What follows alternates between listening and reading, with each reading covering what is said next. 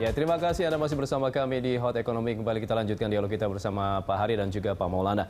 Pak Hari terkait dengan pembukaan wisata alam ini kalau tadi Pak Hari bilang tergantung juga dari kepala daerahnya, tapi tadi yang disampaikan oleh rekan Eliza ini ada data yang menyatakan bahwa pembukaan pariwisata alam ini harus melibatkan 12 pihak. Banyak sekali ini Pak. Baik itu pengelola kawasan pariwisata, ID daerah, kemudian juga DPRD. Nah ini bagaimana nanti sinkronisasi dan juga penerapannya Pak? 12 pihak, bukan mereka yang memberikan izin. Artinya ini melibatkannya dalam hal apa selalu maksudnya?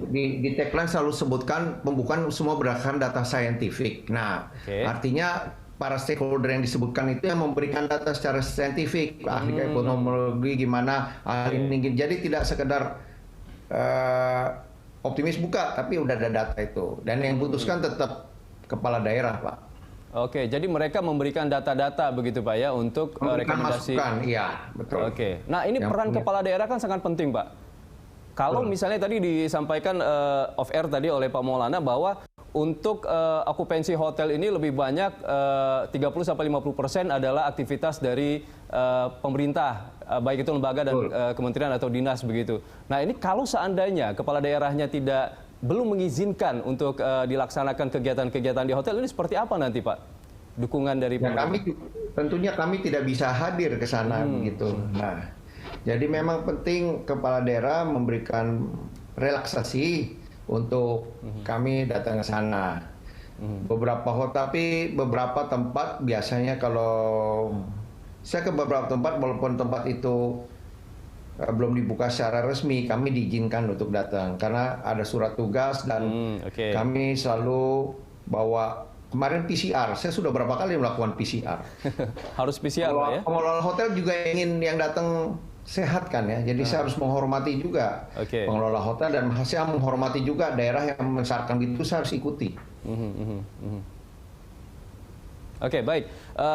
Saya ke Pak Maulana. Pak Maulana, kalau terkait dengan tadi melibatkan ada 12 pihak yang untuk memberikan rekomendasi kepada kepala daerah. Nah ini bagaimana dari pelaku usaha perhotelan sendiri untuk bisa mendapatkan rekomendasi itu agar bisa dilaksanakan kegiatan-kegiatan di daerah?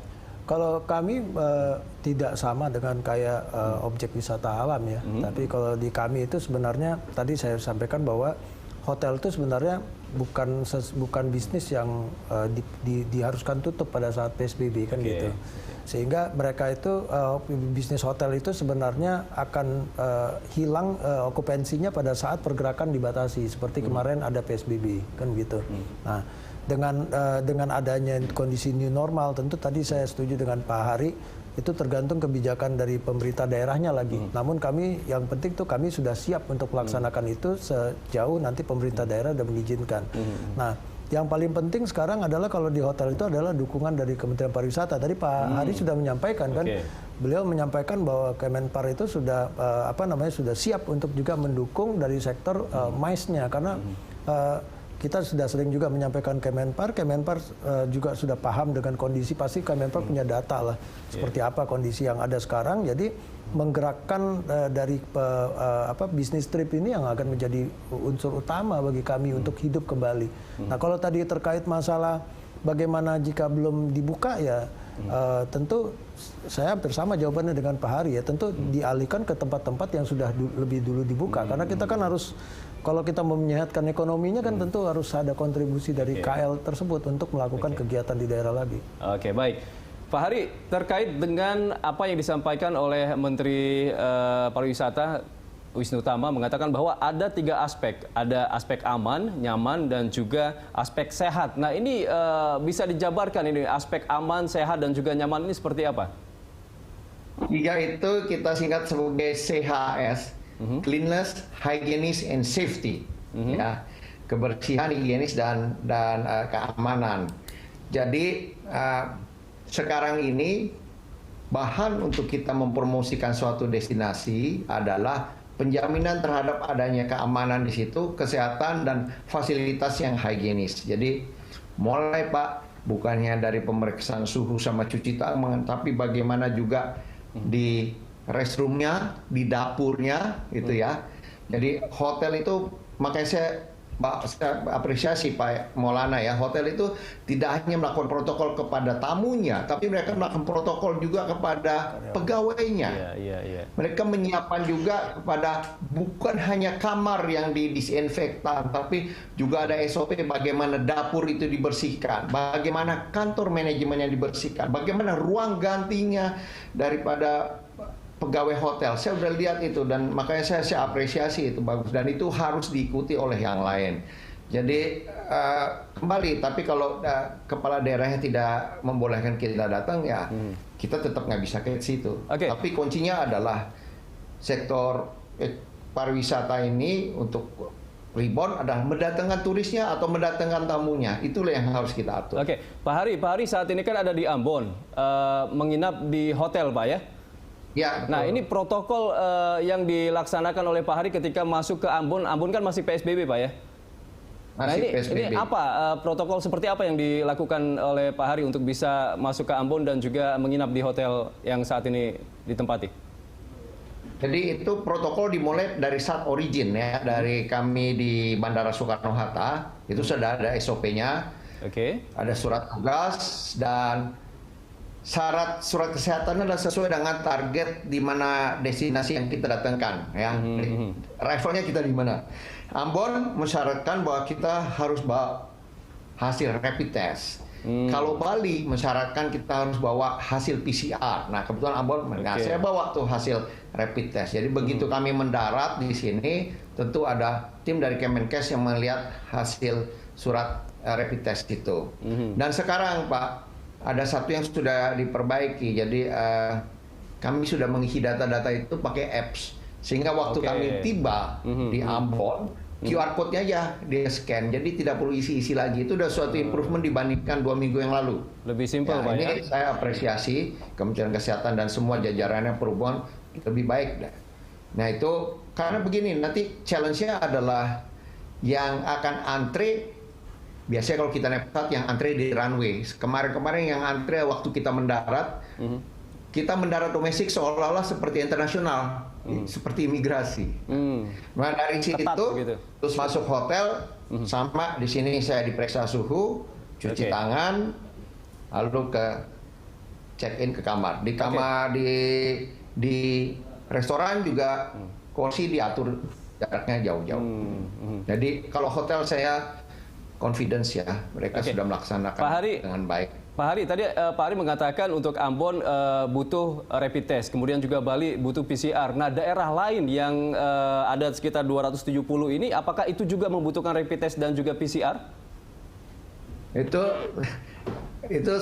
tergantung peraturan dikeluarkan oleh kepala daerah dan saya yakin itu juga atas pertimbangan dengan gugus tugas ya, daerahnya hijau atau apa gitu.